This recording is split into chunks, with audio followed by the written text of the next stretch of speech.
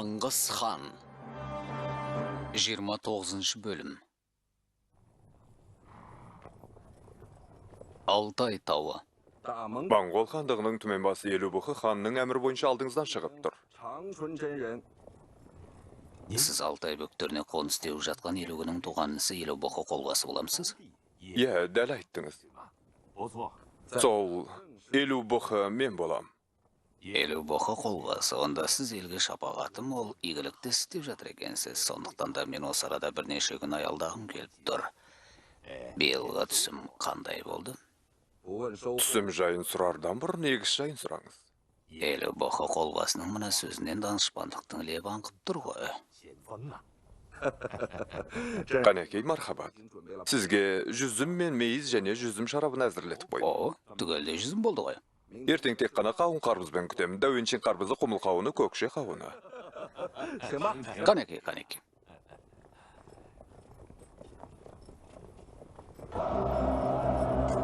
Термі шаһары.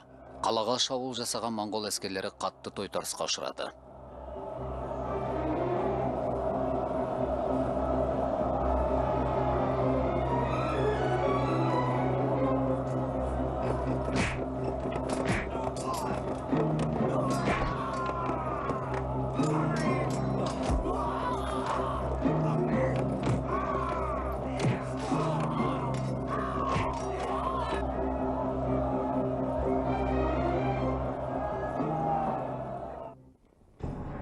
Термі шаһарының түбінде болған шайқаста Шыңғыс хан әскеріне қатты тойтарыс берген. Бұл күнде 100 мыңнан аса қол жинаған Жәлеледдин сұлтан көк семсерінің қолын алды. Оның қарсыласы шыға гүдік бастаған 30 мың сарбазы болатын. Міне бұл хорезмдіктер қашанда мақтанышпен қозғалатын бір оған шайқас еді. Ойпырай, олардың адамдар не деген көп?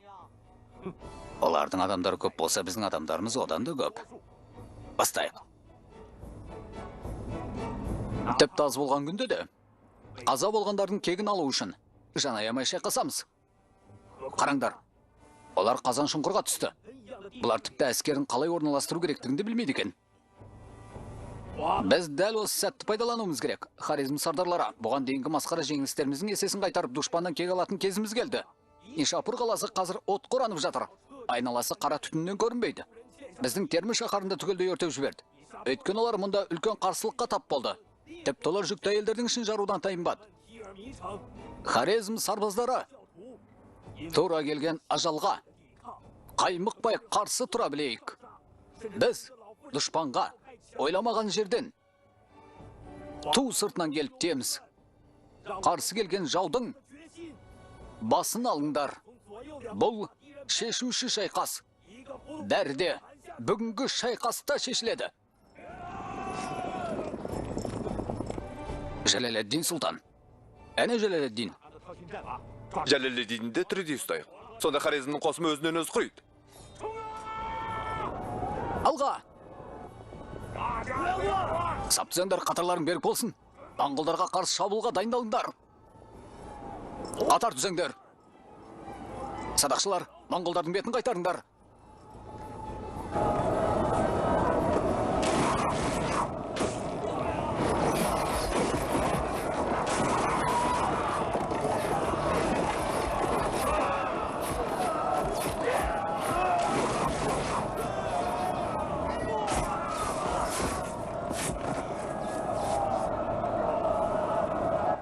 Жаппай шабуылға шығыңдар.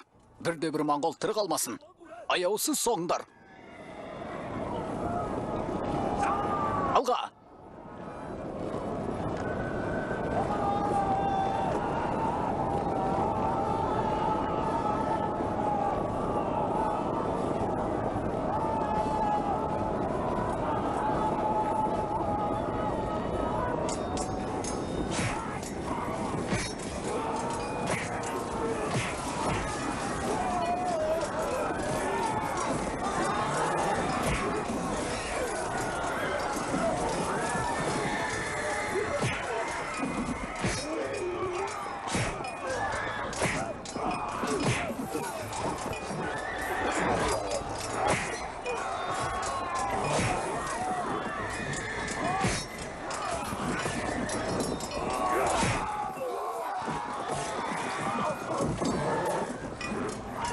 Пірванда болған шайқаста Жәлеледдин жаудан бірнеше есе көп әскери күшпен Моңғол қосынымен шайқасқа түсіп, Моңғолдың 30 мың қолын түгелге жуық қырып салды.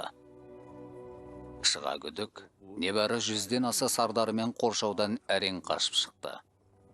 Хорезм сарбаздарының еңсесі көтеріліп, барынша серпіліп қалды.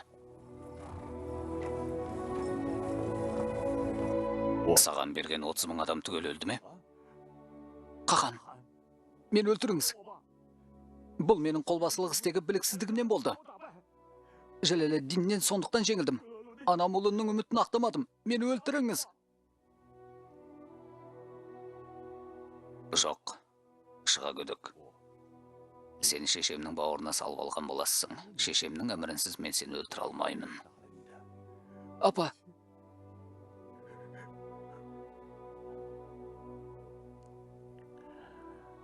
Иә. Шешемізді Тәңір өз қасына шақырып әкетті. Ендеше, мен де барып шешемнің жанында болайын.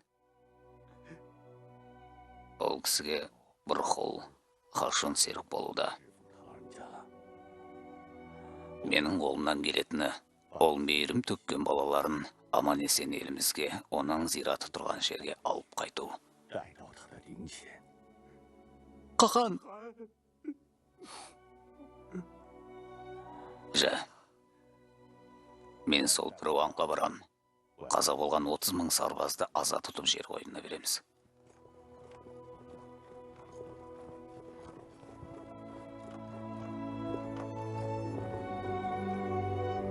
Шыға күдік, сен неге жеңілгеніңді біле алдың ба? Көрдің бе, мына жер жағдайы қалай болып тұр? Сен соғысатын жерді жақсы таңдай алмағансың. Онда тұрған не бар екен?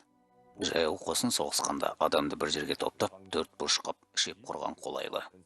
Ал атты адамды 3-тен, 5-тен, немесе 4-тен, 5-тен шағындап тізу ыңғайлы болады. Сонда шабуылдауға да, шегінуге де оңай. Мен соғыс кезінде 100 атты жасақпен 10 мың адамды, 1000 атты жасақпен 100 шақырым жерді қоршай аламын. Ал сен 30 мың адамды мына астау сияқты жерге апарып үйіп төккенсің. Онда қырылмағанда қайтеді. Шамасы, мен сіздің өнеріңізді өмір бойы үйрене алмайтын сияқтымын. Онда төбе билігіңді жақсы деп жүре бер. Ендігәрі қол бастап соғысқа кірме.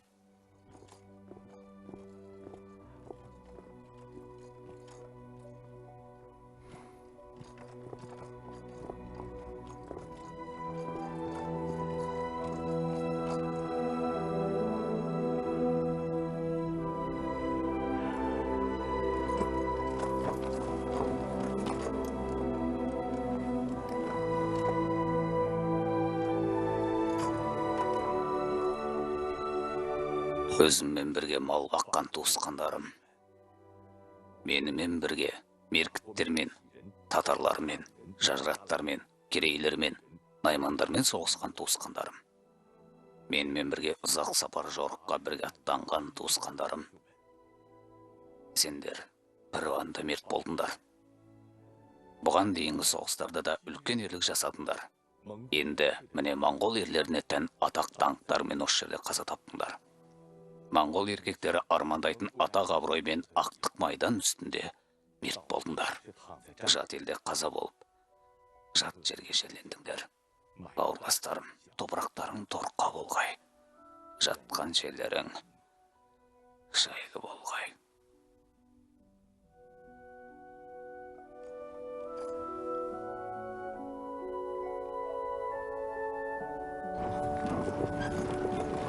Үргеніш шаһарының түбінде. Үгедей ханзада. Бөгедей мұңбас, мүліктерді қайда кетіп барасыңдар? Ана жақтағы құмды жыраға көмбекпіз. Бүйтіп шала шарып көмес алғандарың қалай болады? Көр қазып неге көмбейсіңдер? Үгедей ханзада бізге өлген адамдар өте көп. Көр қазамыз деп жүргенде өліктер сасып кетеді деген. Шолын ағай. Иә. Сіз Тархан қаласына барып, мұнда болған жайларды хан әкеме қаз қалпында жеткізіңіз. Жарайды. Менің шылым жарайдағы екен. Бір қаланы 7 ай соғысып ала алмапты. Олар қымызды аз ішкен бе, әлде бағланның етін тоя жемеген бе? Шынын айтқанда, әскеріміз қалаға 2 рет басып кірді. Тіпті Амударияны алған болатын. Бірақ Хорезмнің Үргеніштегі әскері мен халқы бір ниетпен күш біріктіріп, жанталаса қарсылық көрсетіп қаланы алдырмады. Олар бір ниетпен күш біріктіре алғанда, біздің адамдарымыз бір ниетпен күш біріктіре алмады ма?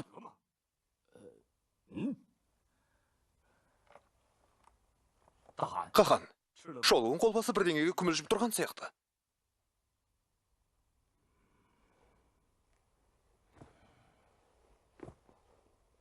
Шолуын, сен, әкең, қатқан үшеуің, мен өлімнен арашылап қалған шапағатшымысыңдар. Болған жайды жасырмай айт. Қахан, жошы мен Шағатай. Ағайынды екеуі бір-бірімен келісе алмай, өз бетінше әрекет қылып 2 күннің бірінде бірін-бірі етектен тартып, қол астындағыларды да сарсаңға салып қойды.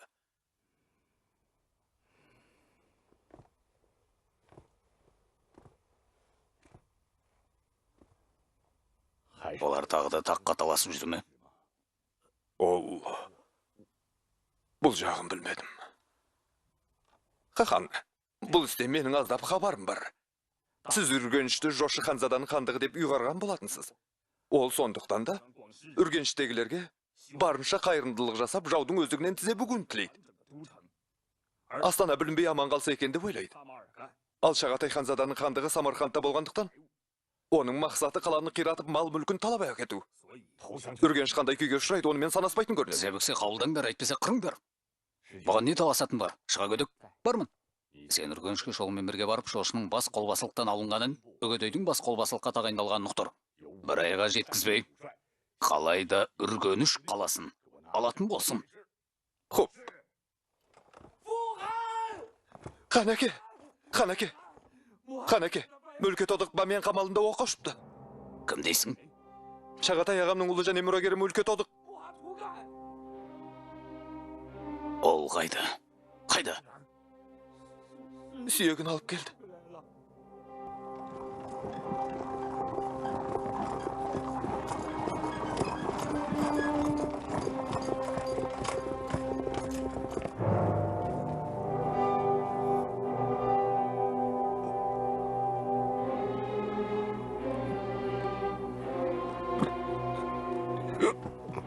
Қанеке. Оны менің тұрағыма алып барыңдар. Жел тигізбеңдер. Күнде түсірмеңдер.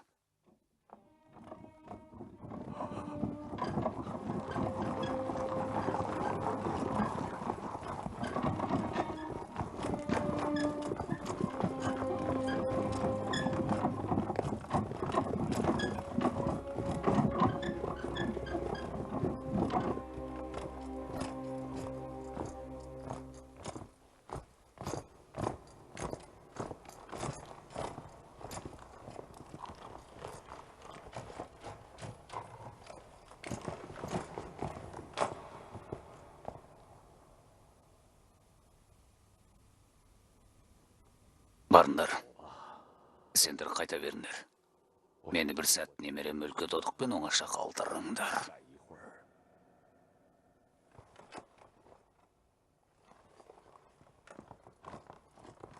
Мұны әкесі Шағатайға айтушы болмаңдар.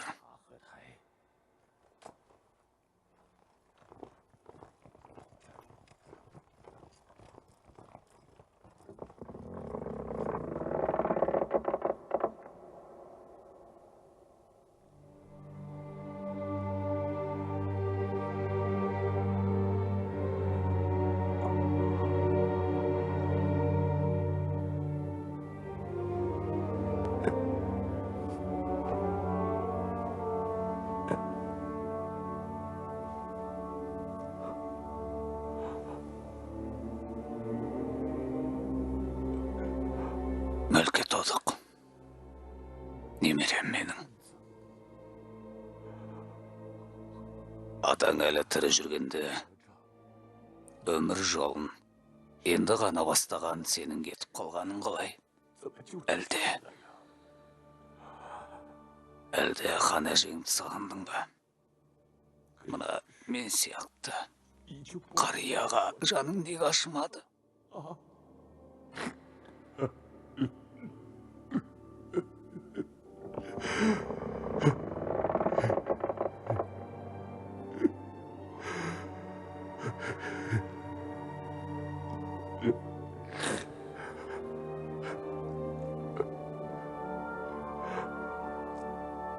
Хан ием, денсаулығыңызды ойлаңыз.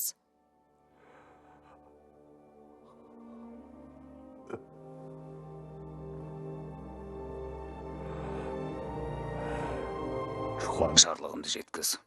Ертең таң сәріде аттанамыз. Тағы да жорыққа аттанасыз ба? Мен мына балам жан тапсырған ба мен қамалын. Осы сүйікті немерем жерленетін зиратқа айналдырам. Жәлелетдинді тірідей ұстап, немеремнің жолында құрбандыққа шалам. Бамиян қамалы.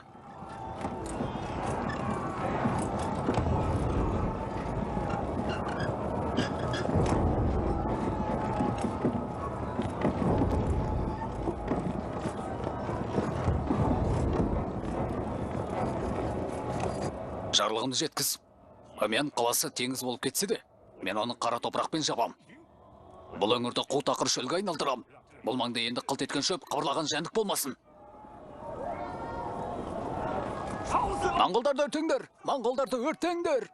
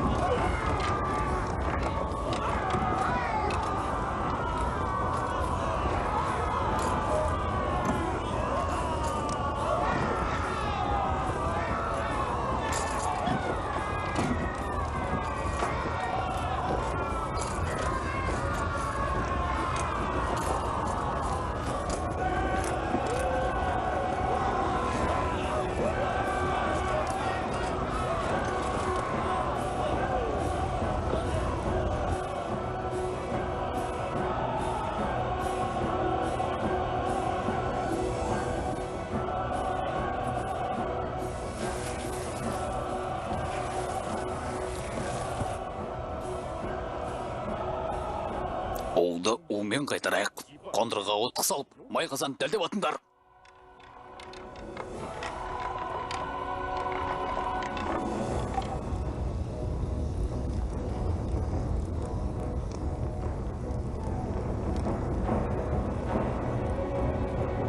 Атындар.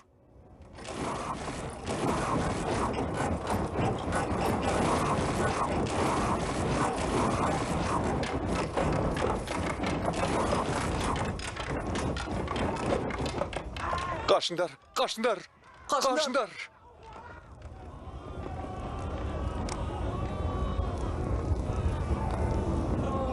Қақпаны өртеңдер.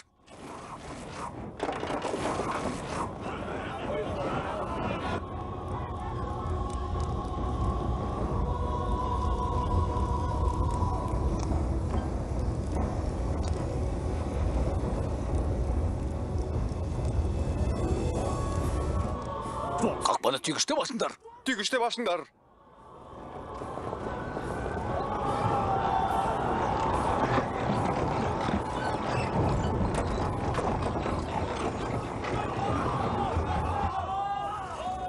Өлке тодық, атаң сенің кегіңді алғалы келді. Ұмтылыңдар.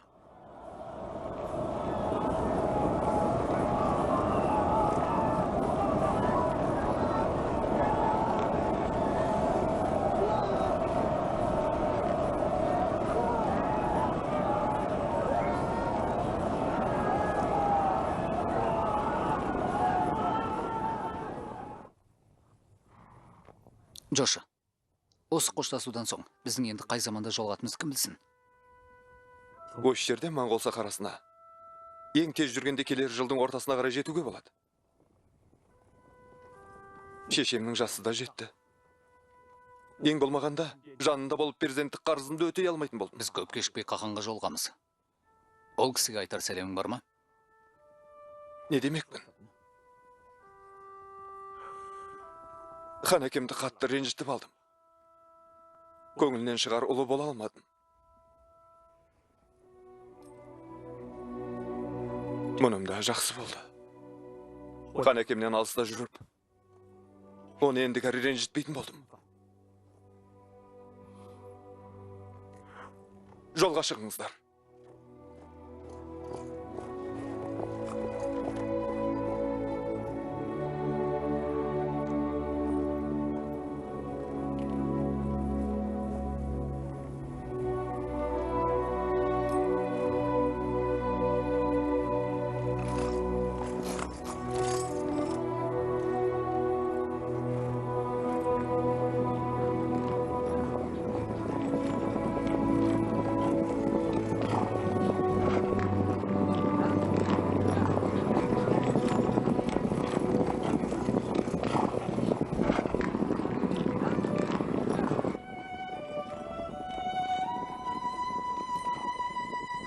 Шыңғыс хан үгедейді алдыңғы шептің бас қолбасы етіп тағайындады. Бір айдан кейін Моңғолдың қалың қолы үргенішке шабуыл жасап, Хорезмнің ежелгі астанасын басып алды. Шыңғыс ханның нұсқауымен үлкен ұлы Жошы осы жерде туған ауылынан алыс шалғай мекенде бір жолата қалып қойды.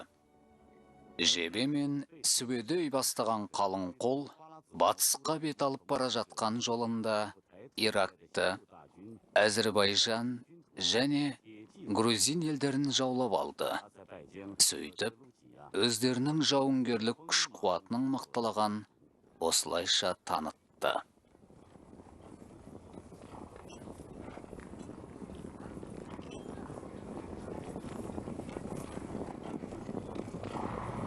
Хан әке, Жәлеләддин Газниден Шындариясына қашып барып, енді Үндістанға қарай өткел жатыр екен. Сен алғы шепте жүретін қосынды бастап, тез соңынан қу. Жәлеләддинді қалай ұстап қал? Құп. Еміне, кетпей не тұрсың? Шағатай ағам үргеніштен қайтып келіпті. Шатыр сыртында күтіп тұр. Кірсін де оларға маған жолсын. Бөлке Тотықтың қазасын естіртеміз бе? Бүгін жасырған мен ертең ақ естейді. Онан да Шағатайға қазір естіртейік.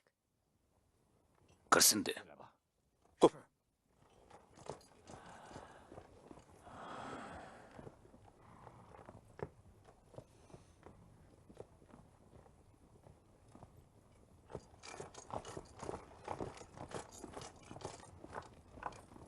Хан әке, ұлыңыз жеңіспен оралды.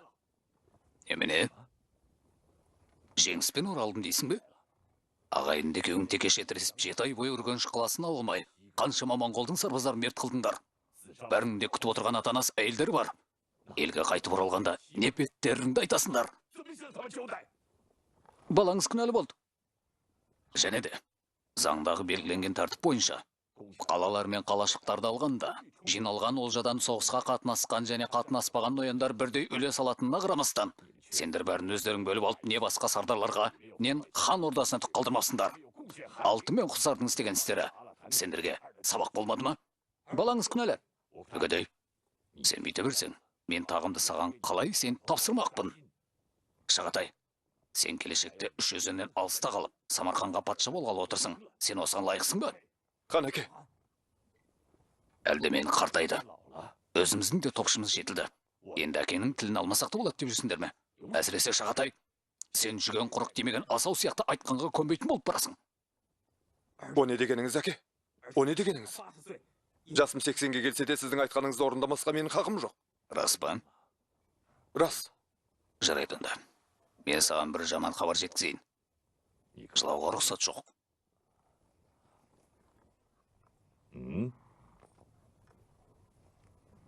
Құп, жыламайым.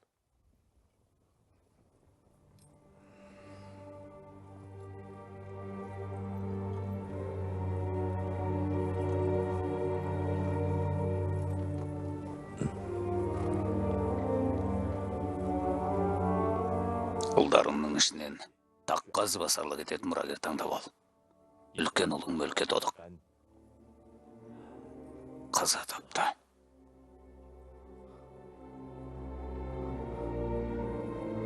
Құлыным-ай.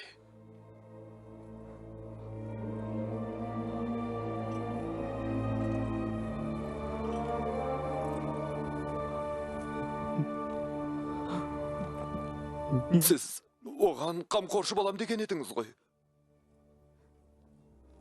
Солай деп едіңіз ғой, Ханеке. Айттым ғой, жылауға рұқсат жоқ.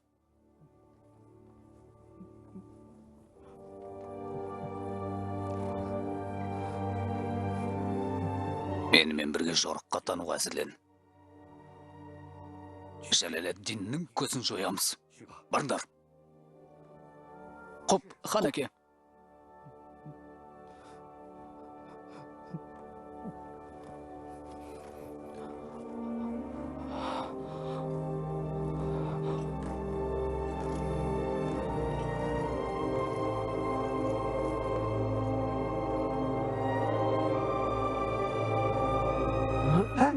Шағатай аға, не болды?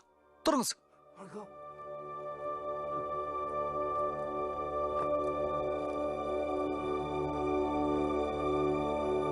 Мөлке Тодығым-ай. Құлыным-ай.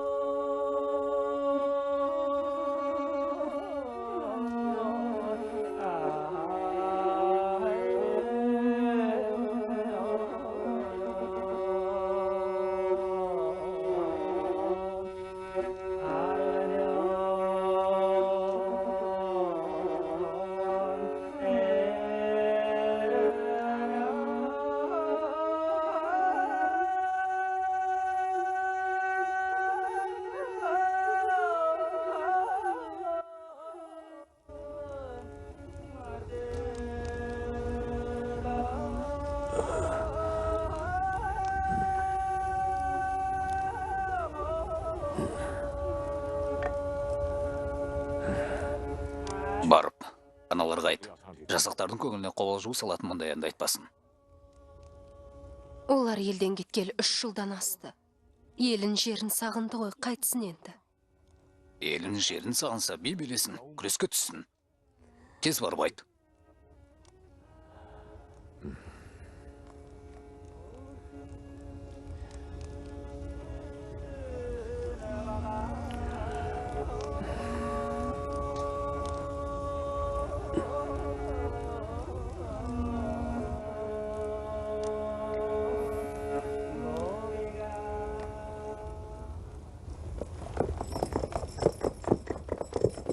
Кімсің? Төле ханзада жіберген байланысшымы ханға жолға маңызды шаруам бар. Маған лес. Не қылған адам? Төле ханзада жіберген байланысшы екен, ханға жолғам дейді. Барыңдар. Жүр.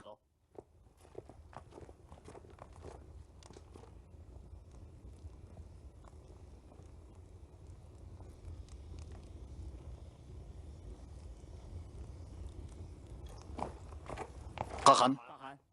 Төле ханзада Жәлеледдиннің бүкіл дүние мүлкін кемеге тиеп бол, бертең барлық әскерін бастап дариядан өтіп, Үндістанға қашқалы жатқанын анықтапты. Жарлығымды жеткіз. Отты жүріңдер, түнделетіп жолға шығамыз.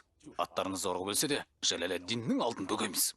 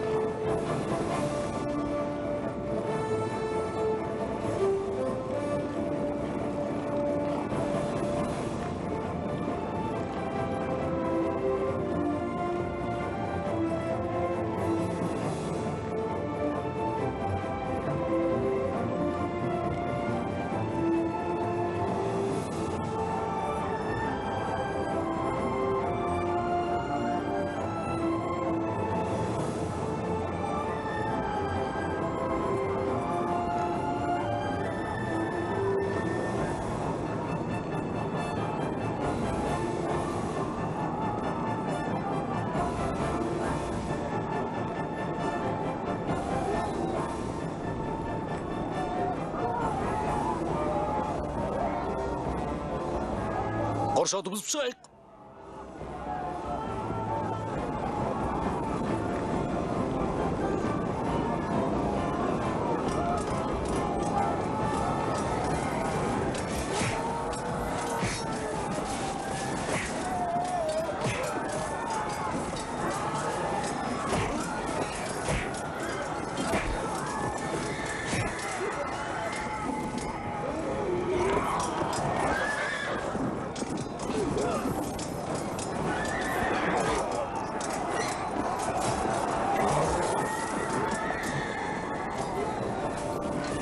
Сұлтан тақсыр, кесінге қарай тез шегінейік. Шегініңдер.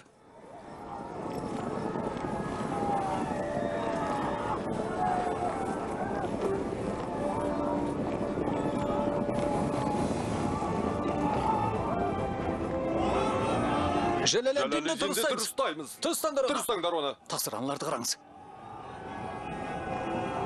Сұлтан тақсыр, шешуші шайқасқа түсейік. Жәлеледдинді ұстаймыз. Жүр, ұстаймыз. Хорезмнің ұлдары, біз оларға дүниені бағындыра алатын айбатымызды бір көрсетейік. Алға! Хан әкемнің әмірі бар, атуға болмайды. Жәлеледдинді тірі ұстаңдар. Алға!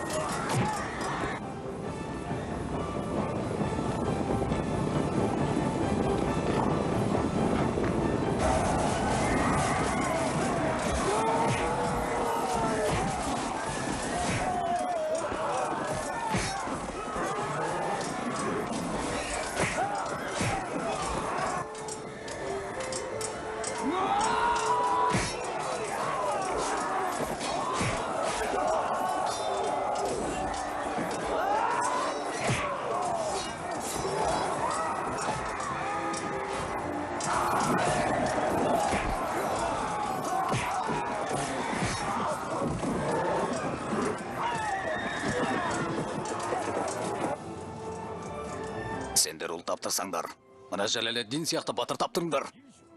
Ол бүгін алжал аузынан құтылып кетсе, келешекте даңқалысқа кететін талай тындыратыны, талай зобалаң тудыратыны. Сөзсіз. Жәлеледдин тақсыр, жүріңіз.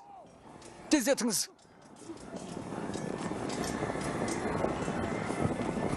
Атыңдар. Тоқта. Жараланған батырды атып өлтіруге болмайды. Мықты болсыңдар. Оны қан майданда тірідей ұстаңдар. Ерге лайық іс сол болмақ.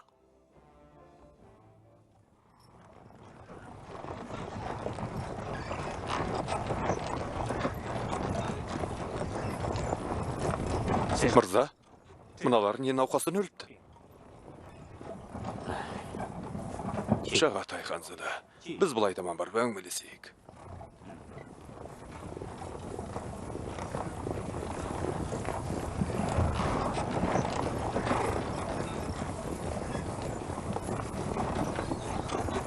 Бұл науқас бөртпе сүзек деп аталады. Оған шалдыққан адамның қызуы көтеріліп, басы ауырады. Тұла бойы дел сал болып, көзі қанталап, денесі бөртіп кетеді. Бұл денедегі биттен таралатын оба. Сондай қауіпті ме?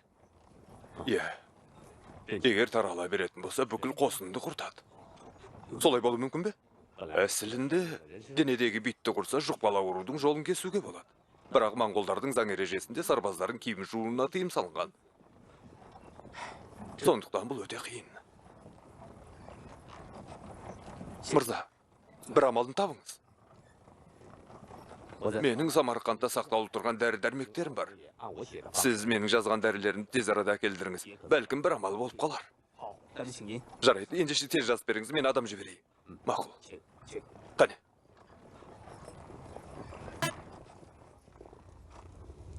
Ол әлде батысқа жорғын жалғастыра бергісі келеді. Алыс жолда оның денсаулық көтермей ме деп қорқам. Сонда не істеуіміз керек?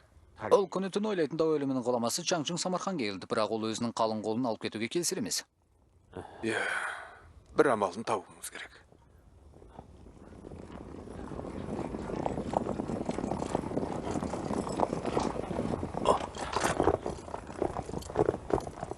Құлан хан шайымен екі мырза келіп тұр. Сен қайдан келдің, Тоғдай? Мен Үндістаннан ханға бір ерекше маңызды хабар айту үшін келдім. Маған бір ой келіп тұр. Тоғдай, бер кел.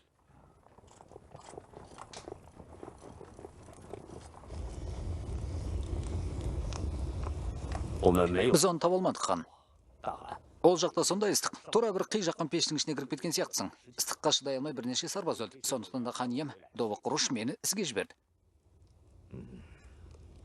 Бір төтенше шаруа болып тұр. Қалай айтуының ыңғайын таппай тұрмын. Ол не шаруа? Мен осында келе жатқанда Теменгуан арқылы өттім. Сонда құлағыма өкірген бір дыбыс шалынды. Қарасам тау басында бұрын соңды көрмеген бір қызған тұр. Түрі қандай? Басы бұғының басында құйрығы жылқындық сияқты, ал бүкіл денесін түрлі түсті қабыршақ басқан, ал басында мүйізі бар. Тап мұндай қорқынышты аңды бұрын соңды көрген емеспін. Мен қасымдағыларды шақыртып мұндан ұстап алып, ханға апарайық дедім. Ұстай алындар ма жоқ па? Жоқ, мен пышағымды алып артқы аяғын кесе бергенім сол еді. Адам сияқты тіл қатты. Ол не айтты? Әмірші тез арада қайту керек деді. Сен мұны өз айыңнан шығарып тұрмысың? Қызық екен. Дәл осылай сәйкестік болуы мүмкін бе? Сен не айтып тұрсың? Мен кеше тура Тоғдай айтқан жайдың бәрін түсімде көрдім. Ұзын сақал. Болашақты болжауға сен шебер едің ғой. Бұл не қылған құбыжық? Мұндай әңгімені өзімнің кәрі ұстазым Ван Суннен естігенім бар еді. Осындай аң болады екен. Ол Лудуан деп аталатын көрінеді. Лудуан дедің бе? Иә.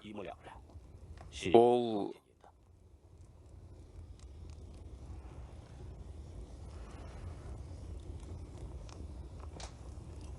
Иә, естігенім, бір күнде 18.000 шақырым жол жүріп, әлемдегі барлық халықтардың тілінде сөйлейтін көрінеді. Ұстазымның айтуына қарағанда, бұл ажал белгісіз бетті аң. Хан ием. Ол мұнда қайдан пайда болған? Мен тек ұстазымнан естігенімді айтып тұрмын. Сіздің айтып тұрғаныңыз кеше көрген түсіме сәйкес келетін сияқты. Солай болып тұр. Сонда не айтпақсың? Ұлы қахан, сізге уақытша соғысты тоқтата тұрып, қолыңызды елге кері қайтаруға тура келеді. Менің ойымша солай. Сен бұл сөзің немен дәлелдейсің? Аға, оның сөзіне сен бе? Жәләләддин әлі ұсталған жоқ. Егер біз қалың қолдың бетін елге бұратын болсақ, ол әскер жинап үлгереді. Әке, мен тұңғыш ұлым Мөлке Тодықтың кегін алмай қоймайым. Маған әскер бер. Үндістанға өтіп Жәләләддиннің соңынан түсем. Өткен жылы Самарқанда жүргенде Ұзын сақал қазанның 15-інде ай тұтылады демеп пе еді? Ай тұтылды ма жоқ па? Оның алдындағы жылы Тәңірі тауында шілдеде қар жаумады ма? Сонда Ұзын сақал бұл біздің жауды жеңуімізге көрініп тұрған белгі деп еді. Жауды жеңдік пе жоқ па? Қахан, менің кішінім Сүбедей мен Жебе Батыр Қыпшақ тайпасын бағындыруға кеткен. Олар тез арада орала қоймай ма деп қауіптенем. Жоқ, Жебе мен Сүбедей 10.000 шақырымдық алыс сапарға кетті. Қазір олардың не істеп жатқанда қашан қайтып оралатында және қай жақтан оралатында білмеймін. Сен оларды күте алармысың? Жарайды. Осымен сөзді доғарайық. Елі Жосай мырза, сен Теменгуанға бар, әлгі аңға менің құрбандығым да бар. Қайтып келісімен дереу маған кір. Құп. Сендер бәрінде бара беріңдер. Құп.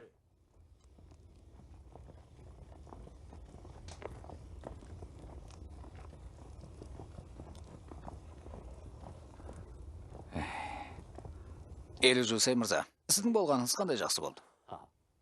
Мен шахмат тақтасындағы алғашқы жүрісімді жасадым. Ал ендігісі Чанчун ғұламаға байланысты. Мархабат. Мархабат.